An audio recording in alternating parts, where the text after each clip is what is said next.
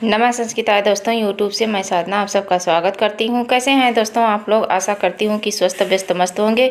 इसी आशा और विश्वास के साथ दोस्तों आइए आज का पाठ शुरू करते हैं, जो डॉक्टर बाबूराम सक्सेना में हम लोग द्वितीय सोपान का अध्ययन कर रहे हैं। द्वितीय सोपान में दोस्तों हम लोग विसर्ग संधि का अध्ययन कर रहे हैं, जिसमें आज हम लोग हसी संधि का अध्ययन करेंगे। दोस्तों हसी संधि जो अतो रोर प्लुतादि प्लुते सूत्र का भाग है, तो उसे उस भाग में नहीं पढ़े थे क्योंकि वीडियो बहुत बड़ा ना हो जाए, इसलिए नहीं उसका अध्ययन किए थे। तो आज हम लोग हसी च सूत्र का अध्ययन करेंगे और जो सभी प्रतियोगी परीक्षाओं के लिए अति महत्वपूर्ण है दोस्तों। तो आइए आज का पाठ शुरू करते हैं। आज का मोटिवेशन कोड है दोस्तों, असफलता कभी भी किसी को पछाड़ नहीं सकती। असफलता कभी भी किसी को पछाड़ नहीं सकती यदि सफल होने का उनके अंदर जुनून है। जी हाँ दोस्तों, यदि सफल होने का उनके अंदर जुनून है तो कभी कोई किसी को नीचा दिखाने से या किसी को गिराने से कोई गिर नहीं सकता। अगर हमारे अंदर मजबूती से लड़ने की ताकत है और सफल होने की हिम्मत है, हमारे अंदर जुनून है लक्ष्य को पाने के लिए, तो हम उसे अपने आप में ज़रूर ही प्राप्त कर सकते हैं। इसी मोटिवेशन और इसी जुनून के साथ दोस्तों आइए आज का पाठ शुरू करते हैं, जो हमारा डॉक्टर बाबूराम सक्सेना पे आधारित संधि विचार का विसर्ग संधि का हसी च सूत्र का अध्ययन हम लोग करेंगे। में हम लोग विसर्ग संधि का अध्ययन कर रहे हैं दोस्तों। विसर्ग संधि में आज हम लोग हसी च सूत्र का अध्ययन करेंगे। किसका? हसी च सूत्र का अध्ययन करेंगे। वैसे डॉक्टर बाबूराम सक्सेना में अतो रोर प्लुताद द प्लुते सूत्र और हसी च सूत्र दोनों एक में ही है, लेकिन वीडियो बहुत बड़ा ना हो जाए इसके कारण हम लोग अतो रोर प्लुताद प्लुते सूत्र को अलग से और हसी च सूत्र को अलग से अध्ययन करेंगे दोस्तों। तो आइए हम लोग हसी च सूत्र का अध्ययन करते हैं। किसका? हसी च सूत्र का अध्ययन करते हैं। तो ये हसी च सूत्र है जिसमें जो अष्टाध्याय के 6वें अध्याय के पहले पाद का 114 नंबर सूत्र है। अतो रोर 113 नंबर सूत्र है और हसी च 114 नंबर सूत्र है दोस्तों। तो हसी च में क्या कहा है कि यह सूत्र का प्रकार क्या है? यह ऊ का विधान करने वाला सूत्र है। क्या? ऊ का विधान करने वाला सूत्र है। अगर पूछा जाता है कि हसी च किसका विधान करता है, तो हसी च जो सूत्र है वो ऊ का विधान करता है। और पद परिचय इसमें क्या है? तो हसी जो सप्तमी विभक्ति एक वचन का रूप है, च अव्यय पद है, च का अर्थ और होता है। इस सूत्र में 2 पद है, हसी और च। हसी और च वैसे सूत्र से ही देखने से पता चलता है, हसी और च दो पद हैं दोस्तों। अनुवृत्ति किसकी करता है? तो ये अतो रोर प्लुताद द प्लुते सूत्र की अनुवृत्ति करता है। और वो किसकी अनुवृत्ति कर रहा था? तो अति की अनुवृत्ति कर रहा था। कौन? अतो रोरा प्लुताद द प्लुते सूत्र जो है अति की अनुवृत्ति कर रहा था। और ये जो हसी च है ये इसी अतो रोर प्लुताद द प्लुते सूत्र की अनुवृत्ति करता है। सूत्र का अर्थ क्या है दोस्तों? आइए समझते हैं। सूत्र का अर्थ है कि अप्लुत अ के बाद यदि रू हो तो अप्लुत अ के बाद यदि रू हो तो उसके पश्चात हसी प्रत्याहार का वर्ण हो। क्या हो? उसके पश्चात यदि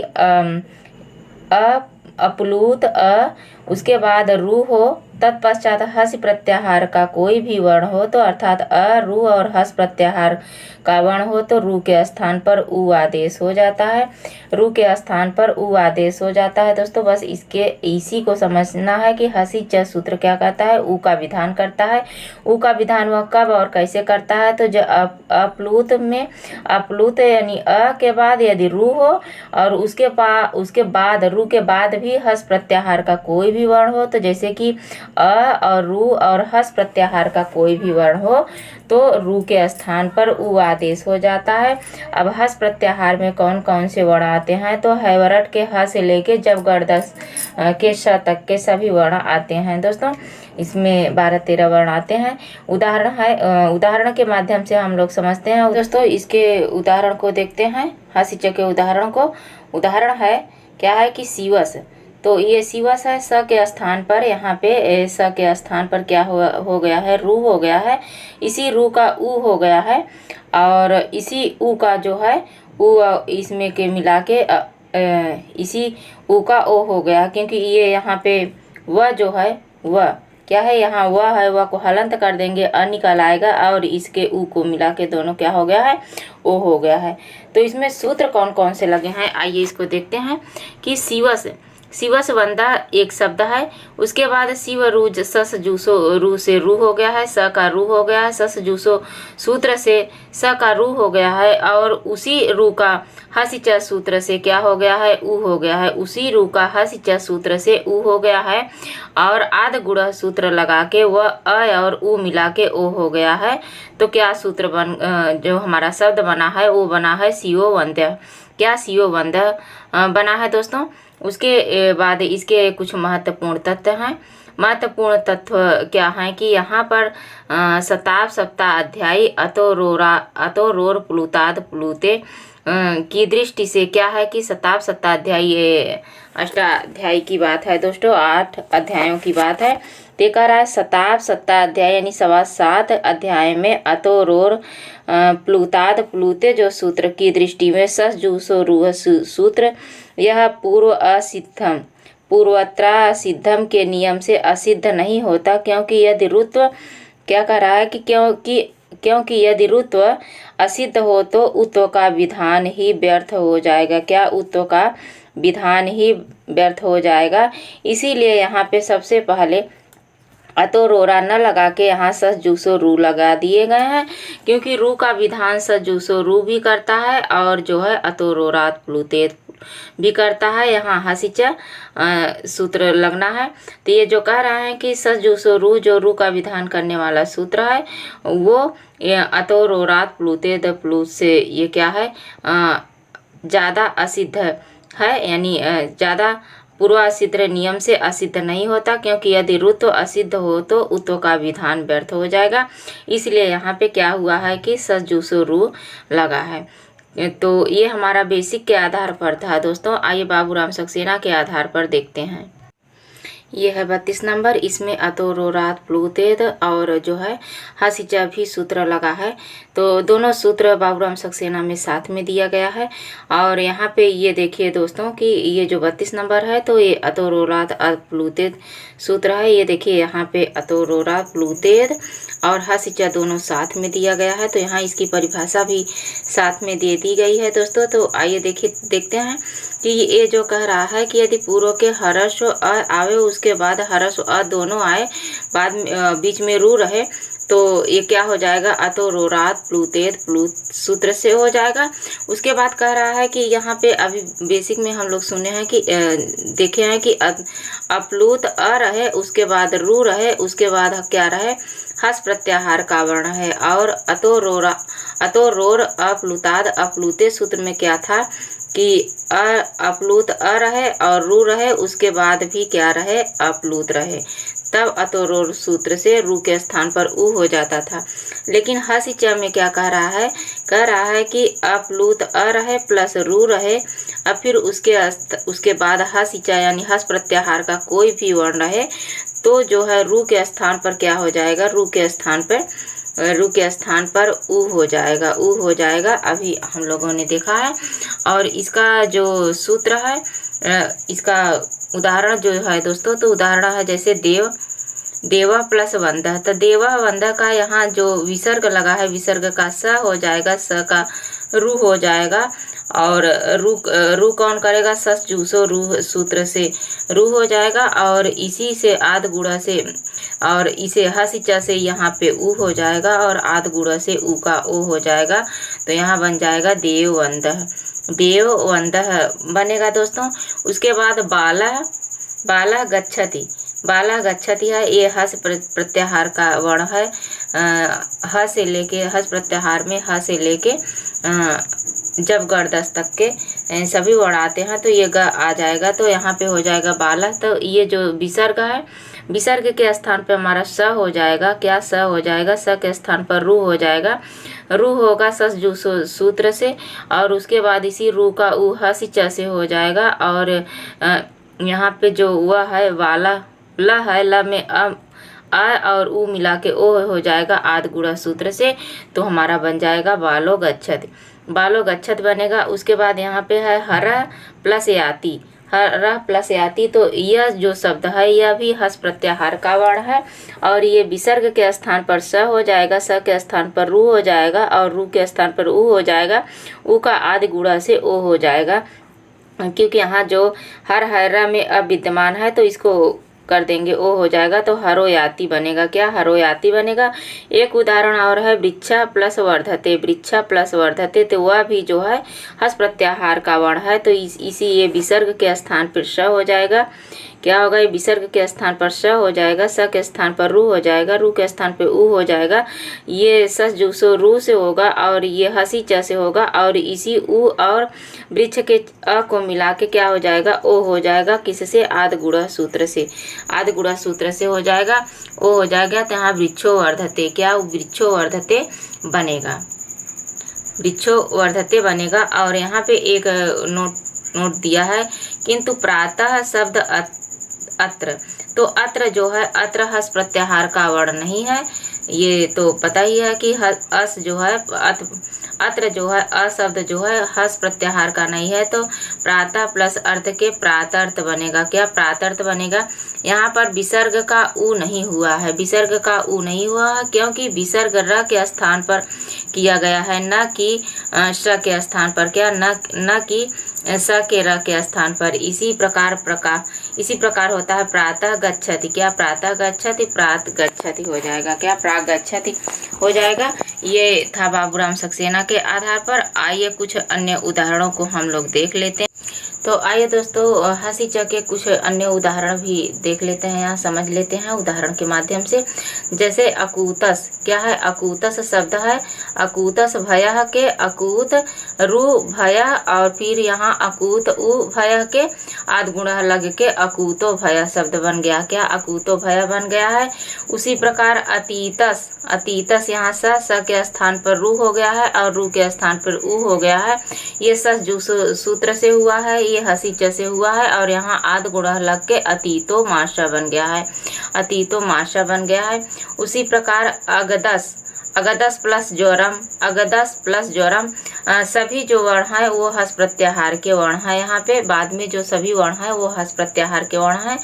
अगद, अगदस और ज्वरम ज भी है जो है वो हस प्रत्याहार का वर्ण है।